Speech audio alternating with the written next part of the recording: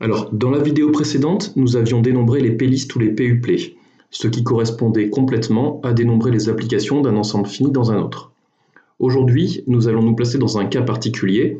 On va dénombrer les injections d'un ensemble fini dans un autre, ce qui va correspondre à dénombrer les arrangements. Alors, c'est quoi un arrangement? Si f est un ensemble, on appelle arrangement de p éléments de f, une p-liste d'éléments de grand F qui sont distincts de A2. Par exemple, le triplet 007 n'est pas un 3 arrangement, puisqu'il y a de redondance de la valeur 0. Par contre, le triplet 037, lui, c'est bien un 3 arrangement.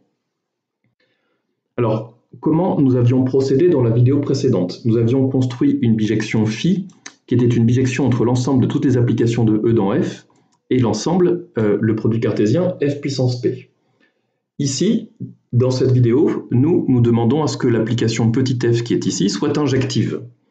Vous comprenez bien que imposer l'injectivité de cette fonction revient à imposer à ce que les images de tous les xi que toutes ces images soient distinctes de A2.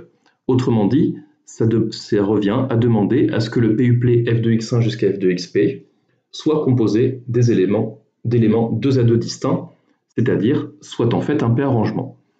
Donc, je viens d'expliquer cette remarque importante qui nous explique finalement que l'application phi ci-dessus réalise une bijection entre l'ensemble de toutes les applications injectives, de toutes les injections de E dans F, dans l'ensemble de tous les arrangements à p éléments de grand F. Du coup, il est équivalent de dénombrer l'un ou l'autre.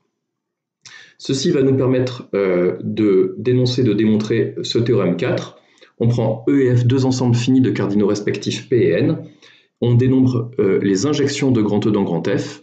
Il y en a combien? Il y en a le nombre ANP, qui est défini par factoriel n sur factoriel n-p si P est inférieur ou égal à n, et 0 sinon. Donc évidemment, ce nombre d'injections, pourquoi s'appelle-t-il ANP? Grand A comme arrangement, puisqu'on vient d'expliquer que dénombrer les injections ou dénombrer les p-arrangements était équivalent. Avant de passer à la démonstration, on va rapidement regarder la remarque et l'exercice qui suit. Un p-arrangement correspond à p tirages successifs avec ordre et sans remise. Évidemment qu'il y a ordre puisqu'il s'agit d'un p-uplet, et sans remise puisqu'il est impossible d'obtenir deux fois la même valeur. Combien y a-t-il de tiercés dans l'ordre pour 10 chevaux au départ?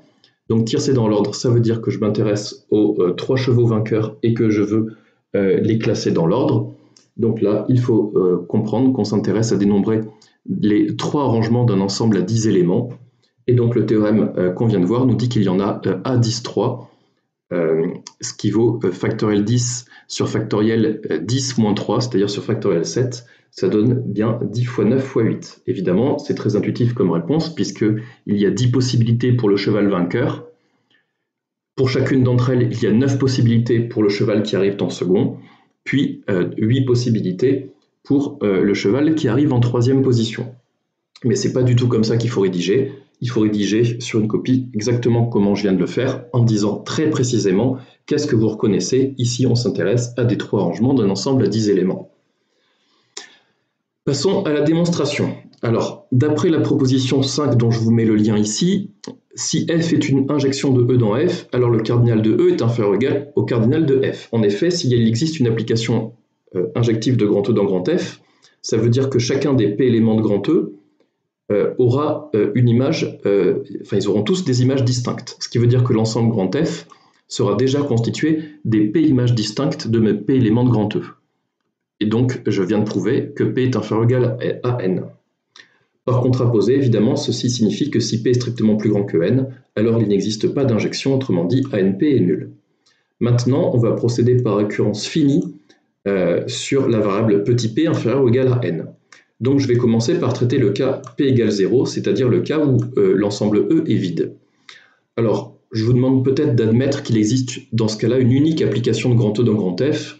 On peut même s'en sortir en regardant ce qu'on a fait dans la vidéo précédente. Le nombre d'applications totales, c'était factoriel n, c'était n puissance p, pardon, sauf que ici p est nul, donc le nombre d'applications totales, c'est n puissance 0, c'est-à-dire c'est 1. C'est une manière de justifier le fait qu'il existe bien une et une seule application de grand E dans grand F, dans le cas où E est vide. Cette application est évidemment injective, puisque si elle ne l'était pas, ça voudrait dire qu'il existerait deux éléments dans grand E, au moins deux éléments dans grand E qui auraient la même image. Sauf qu'il n'y a aucun élément dans grand E, donc cette application est évidemment injective. Ce qui veut dire que AN0 est égal à 1. Mais si vous faites le calcul de factoriel n sur factoriel n-p, vous obtenez également 1, donc l'égalité est satisfaite. Maintenant, on passe à l'hérédité. L'hérédité, je fais une récurrence finie. Le dernier cas, ce sera le cas p égale n. Donc mon hypothèse de récurrence, je la suppose vraie à un rang p qui est inférieur ou égal à n-1. Donc je suppose l'assertion vraie au rang p, je veux la démontrer au rang p plus 1. Donc si je veux la démontrer au rang p plus 1, ça veut dire que je dois prendre un ensemble E de cardinal p plus 1, et l'ensemble grand F, je n'y touche pas, je prends toujours un ensemble de cardinal n. Pour se ramener à l'hypothèse de récurrence, c'est-à-dire pour se ramener à un ensemble de cardinal p, qu'est-ce qu'il faut faire? Il suffit de prendre un élément A dans grand E, et de considérer l'ensemble E privé de A, qui lui est bien de cardinal P. Maintenant, je vais dénombrer toutes les injections de grand E dans grand F. Mais si évidemment, je prends une injection de grand E dans grand F et que je la restreins à E privé de A, elle restera injective. Du coup, je peux dénombrer les injections définies sur E privé de A à valeur dans grand F, puisque l'hypothèse de récurrence me dit exactement qu'il y en a ANP. Et par hypothèse, on sait combien vaut ce nombre. Il vaut factoriel n sur factoriel n-p. Maintenant que j'ai dénombré les injections définies sur E privé de A, il suffit juste de prolonger cette application en se donnant la valeur de f de A. Mais de telle sorte à ce que cette application prolongée, évidemment, elle doit rester injective. Du coup, qu'est-ce qu'il suffit de faire? Il suffit de choisir f de A, qui fait partie des valeurs de grand F qui ne sont pas encore atteintes par ma fonction petit f. Les valeurs qui sont déjà atteintes, ce sont les valeurs qui appartiennent à l'ensemble f de E privé de A.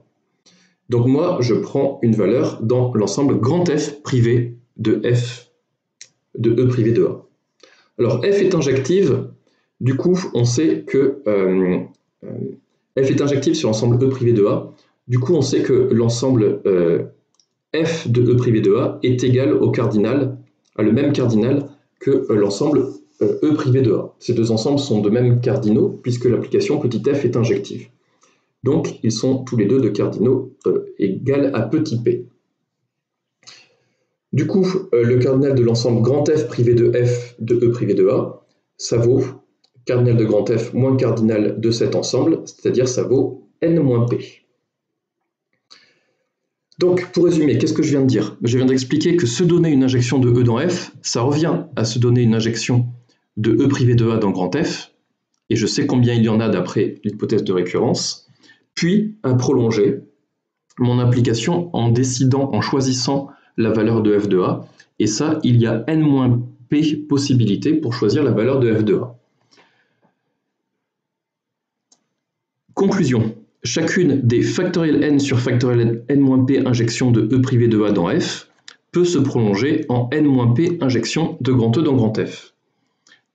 Ce qui est important, c'est bien le chacune d'entre elles. Du coup, le nombre d'injections totales de grand E dans grand F s'obtient en faisant le produit de toutes les injections définies sur E privé de A multiplié par le nombre de manières qu'il y a pour prolonger chacune de ces injections.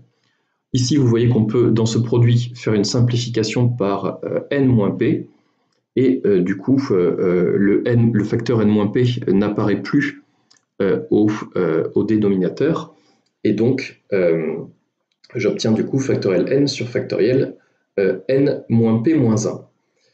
Et donc, on a ainsi démontré la propriété au rang p plus 1, ce qui achève cette démonstration.